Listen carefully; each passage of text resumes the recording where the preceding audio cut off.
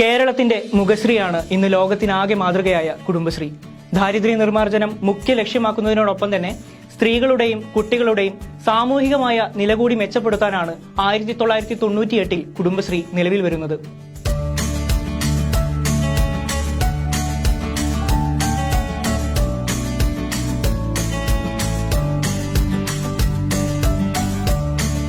ശൂന്യതയിൽ നിന്നായിരുന്നില്ല കുടുംബശ്രീയുടെ പിറവി. ജനക്ഷേമം ലക്ഷ്യമിട്ട ഒരു സർക്കാരിന്റെ ഇച്ഛശക്തിയും രാഷ്ട്രീയ അർപ്പണവും അതിന് പിന്നിലുണ്ട്. ഇ.കെ. നായനാർ നേതൃത്വം നൽകിയ അന്നത്തെ ഇടത് മന്ത്രിസഭ വളരെ കൃത്യമായ ആശയത്തോടെ രൂപപ്പെടുത്തിയെടുത്ത കുടുംബശ്രീ സംവിധാനം 1998 മെയ് 17 മലപ്പുറത്ത് വെച്ച് പ്രധാനമന്ത്രി അടൽ ബിഹാരി വാജ്പേയി ഉദ്ഘാടനം നിർവഹിച്ചു. തുടക്കം മുതലേ പുരുഷാധിപത്യ സമൂഹത്തിന്റെ എല്ലാവിധ പരിഹാസങ്ങളും നിരന്തരമുള്ള താഴ്ത്തിക്കെട്ടലുകളും അതിജീവിച്ചുകൊണ്ടാണ് കുടുംബശ്രീ മുന്നോട്ട് പോയിക്കൊണ്ടിരുന്നത്. എന്നാൽ അന്തസ്സോടെ പണിയെടുക്കാനുള്ള മനസ്സ് ഒരു വിദ്വേഷിക്കും തകർക്കാൻ കഴിയില്ലെന്ന് തെളിയിക്കപ്പെടുകയായിരുന്നു. അടുക്കളയിൽ ഒതുങ്ങി നിന്ന വീട്ടമ്മമാരെ വ്യവസായികളും വ്യാപാരികളും സേവനദാതാക്കളുമൊക്കെയാക്കി മാറ്റിയ കുടുംബശ്രീക്ക് 100 വിജയകഥകളുണ്ട്.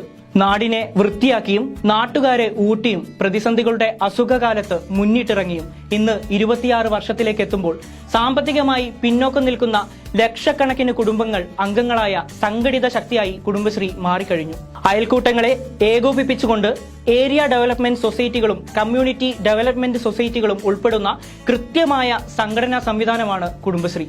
നൂതന ആശയങ്ങളുടെ അടിസ്ഥാനത്തിൽ ജനപങ്കാളിത്തത്തോടുകൂടി നടപ്പിലാക്കുന്ന മികച്ച ജനസേവന പരിപാടിക്ക് Commonwealth Association for Public Administration and Management ഏർപ്പെടുത്തിയിട്ടുള്ള അന്താരാഷ്ട്ര സുവർണ പുരസ്കാരം 119 രാജ്യങ്ങളിൽ നിന്നുള്ള എൻട്രികളോട് മത്സരിച്ച് നേടിയെടുക്കാൻ കുടുംബശ്രീക്ക് കഴിഞ്ഞു എന്നത് എടുത്തു തന്നെ പറയേണ്ട ഒന്നാണ്.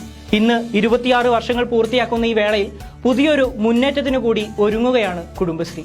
അയൽക്കൂട്ടാംഗങ്ങളുടെ സർഗാത്മകമായ കഴിവുകൾ പ്രോത്സാഹിപ്പിക്കുന്നതിനും സ്നേഹഭരിതമായ കൂട്ടായ്മയ്ക്കും എന്നിടം എന്ന കൾച്ചറൽ റീക്രിയേഷൻ സെന്ററുകൾ ആരംഭിക്കുകയാണ്. സംസ്ഥാനത്തെ എല്ലാ ADSകളിലും അട്ടപ്പാടിയിലെ ഊര് സമിതികളിലും മാനവികതയുടെ സാംസ്കാരിക കേന്ദ്രങ്ങൾ നിലവിൽ വരുമെന്ന് ഇന്ന് പ്രഖ്യാപിക്കപ്പെടുമ്പോൾ വലിയൊരു പ്രതീക്ഷയ്ക്കൊപ്പം തന്നെ അളവില്ലാത്ത അഭിമാനവും തോന്നുന്നു.